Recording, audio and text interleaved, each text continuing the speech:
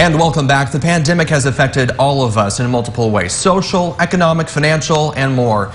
It has touched virtually every person, but one profession like no other. 17's Robert Price brings us inside the demanding lives of nurses in the age of COVID-19.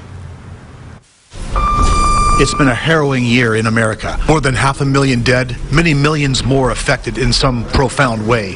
The pandemic has tried our resolve, tested our science, taxed our patience. The coronavirus made its presence known on this continent emphatically exactly a year ago this month, introducing itself to Kern County 12 months ago today. It has affected nearly every facet of life since: work, play, school, family, and of course, medical. Hospital nurses in particular have been the frontline soldiers in this fight, and their challenges have been many. What kind of toll has the pandemic taken on medical personnel? 4 nurses weighed in. Desiree Brandon, nursing supervisor at Bakersfield Memorial Hospital. Kellyanne O'Neill, ICU director at Mercy Hospital on Truxtun Avenue. Amanda Swanson, a charge nurse at Adventist Health Bakersfield. And Josh Carnes, her colleague at Adventist.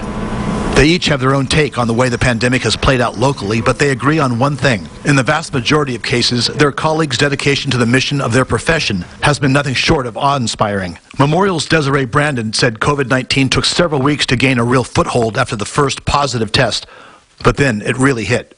What about the emotional and psychological impact on the nursing staff themselves?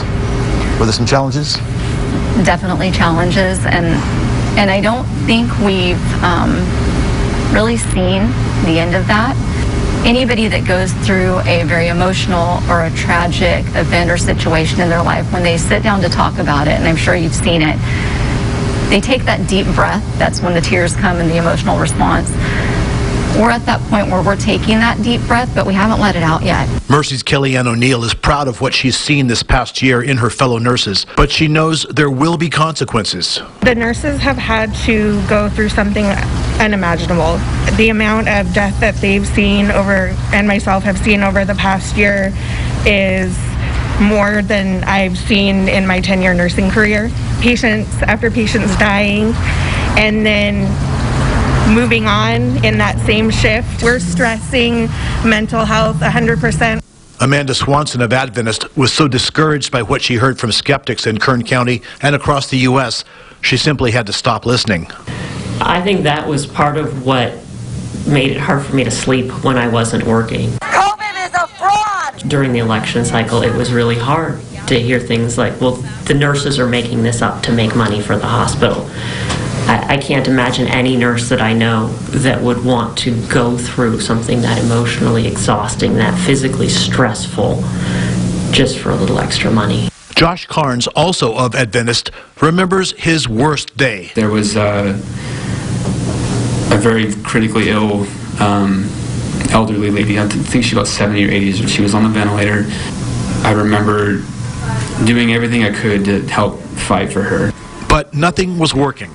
Ultimately, doctors decided it was time to ask the family if they were ready to make that most difficult decision. They were, and they readied themselves to say goodbye. But hospital rules, Carnes was compelled to tell them, limited them to one family member in the room.